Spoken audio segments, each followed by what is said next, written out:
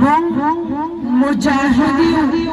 ماتوا الظالم مغرور سرنا مون مجاهدين ماتوا الظالم مغرور سرنا مون اغنيو چه ازار اخلو زرگی ماتو او د جنکو پشان پکور او پودر کې نمرو د جنکو پشان پکور او پودر کې نمرو په سنگرونو با چنار ځواني ماتو او د شهادت جام پسې دومره تږي ګرځو د شهادت جام پسې دومره تږي ګرځو دې تندې ماتې دولا مونږ تندې ماتو انتهائی واجب الاحترام حضرات علماء کرام طلباء اعزام معززین علاقہ زما محترمو تاسو ته څنګه پته را د قرآن عظیم الشان ختمونه نن په دې مدرسه کې شوي دي د دې پروګرام کې انعقاد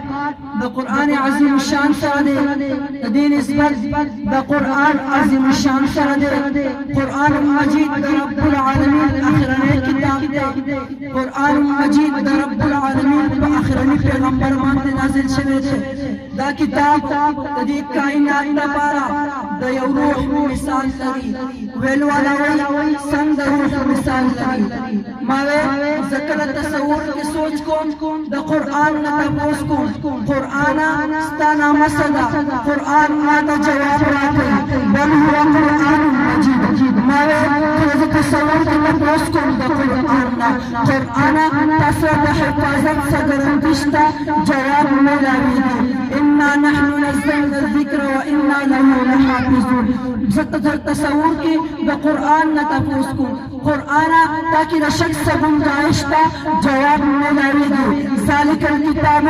لا ریب فیہ ذرا قرآن نتفوز کو قرآن تچارا ولی بنی جواب ملاوی دی تنزیل من رب العالمین ذرا قرآن نتفوز کو قرآن پچار نازل شوی جواب ملاوی دی نزل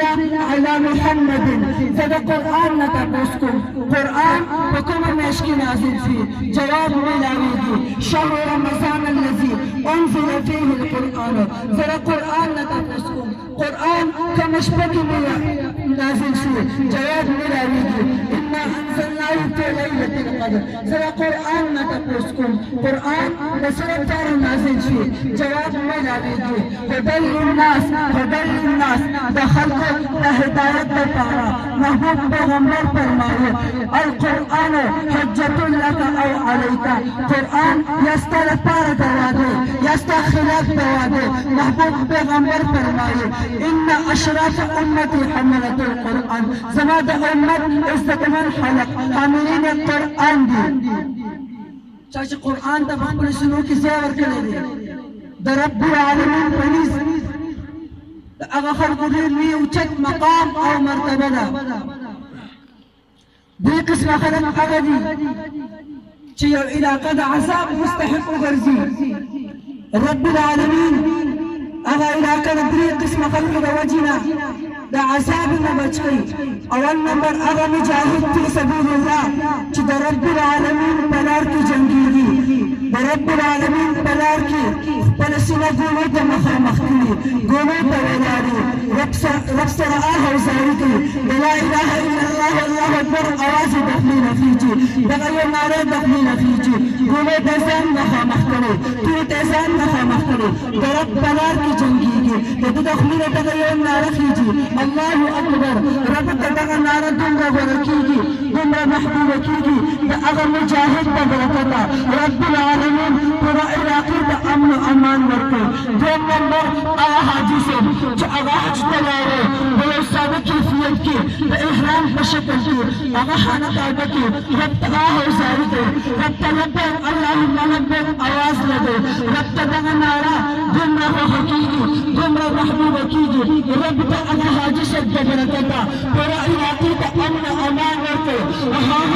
دویم नंबर आगा कसे आगा माशूम कारी साहब तकीने मुफ्ती साहब तकीने मेरे साहब तकीने